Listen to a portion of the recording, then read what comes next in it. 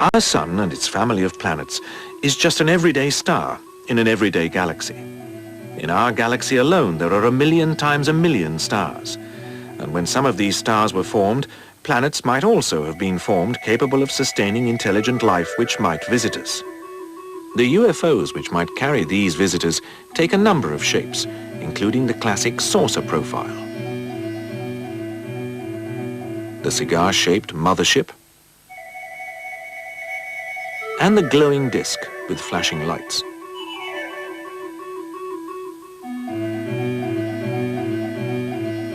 But their supposed passage through our skies can often be explained by physical phenomena.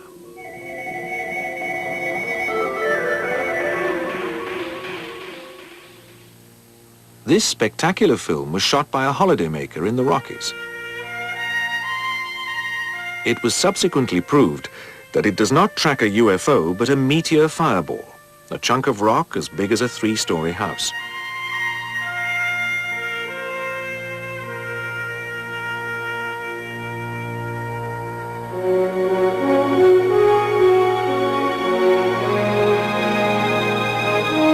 This bright light hovering over an American suburb is not an alien craft, but the planet Venus.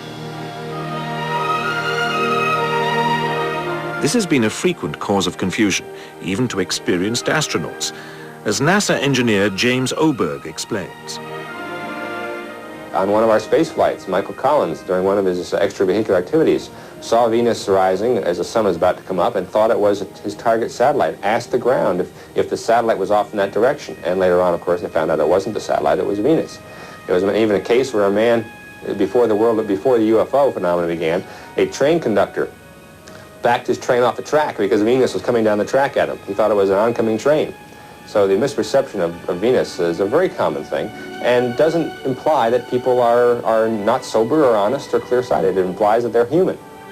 An ingenious geological explanation for some UFO phenomena lies in the research conducted on the huge stresses set up along fault lines.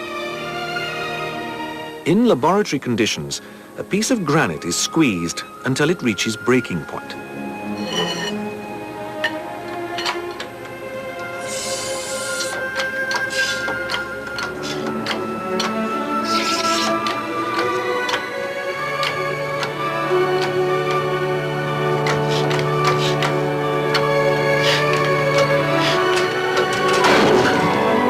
The splitting granite releases a burst of radio frequency, and something else happens.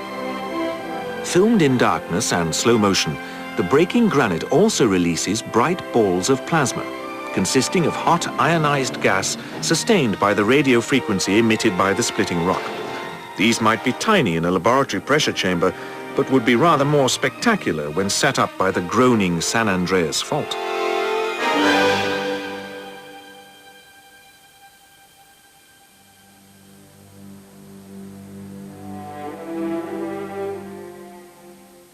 Weather balloons have been confused with UFOs.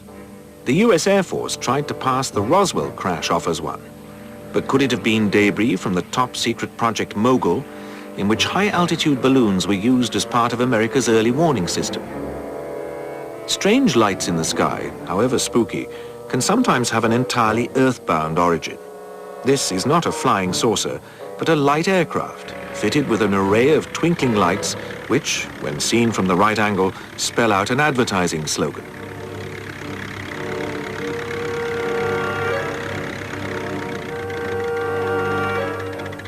And this is a man-made flying saucer built in the 1950s. A charming experiment, but unlikely to make the trip to Alpha Centauri. However, there may have been other secret machines which gave rise to sightings.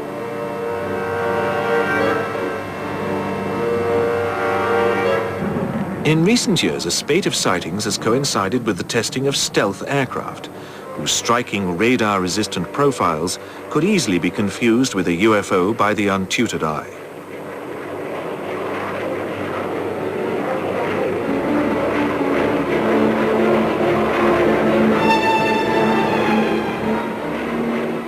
The simple power of suggestion can lie behind many sightings. In Britain in the 1970s, much excitement was caused by the so-called Warminster thing, a UFO which was photographed near a large British Army base in the West Country. Ufologists were convinced that the thing was genuine. In fact, it was a clever hoax perpetrated by the British government. A civil servant explains. We let the hoax run for some 2.5 years so that we could monitor the investigations undertaken by the ufologists. During that time, we monitored their publications. A lot of articles were written about the sources. A lot of people attempted to analyze the photographs, but one important point about the photographs is that 5 deliberate flaws were inbuilt into them so that anybody exercising moderately critical analysis would have been able to show quite readily that they were at least not what they were claimed to be, that they were highly dubious. The first and simplest clue was that the distance between the streetlights had been varied in what was claimed to be a continuous series of photographs.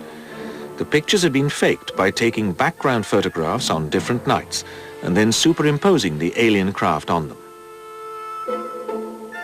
The ufologists bought the Warminster thing hook, line and sinker. But what are these things, captured in 1978 by a film crew aboard a transport plane in New Zealand? A whole host of objects was filmed, and no convincing explanation was ever discovered. Unidentified flying objects behind us. We'll just have to wait and see what happens. Whatever they were, at least one of the UFOs was also caught on radar.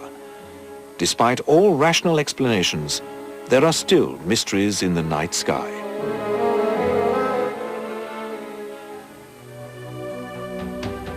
There is an underlying statistical improbability when dealing with UFO sightings. If all the incidents are to be believed, then tens of thousands of alien craft must be visiting Earth every year. If the Roswell incident really happened, for some a visit becomes a permanent stay, perhaps in the custody of the US Air Force. But there is not a shred of physical, publicly available evidence for any of these incidents and visitations. Thousands of encounters and alien abductions have produced not so much as a single alien ashtray.